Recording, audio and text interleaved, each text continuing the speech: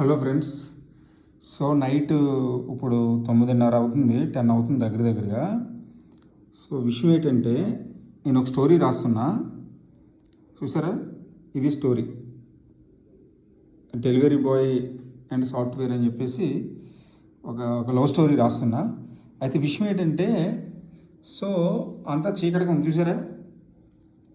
So ఈ phone చూసారా, నేను ఫస్ట్ కొనుక్కున్న ఫోన్ ఇది. చిన్న ఫోను, దీనికి ఒక టార్చ్ లైట్ ఉంటుంది. ఆ టార్చ్ లైట్తో రాస్తున్నా స్టోరీ.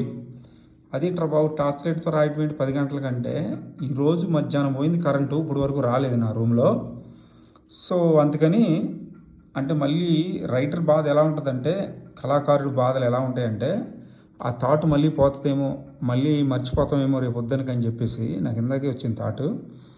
సో వాకింగ్ చేస్తుంటే అందుకనే ఇప్పుడు రాస్తున్నాను అనమాట.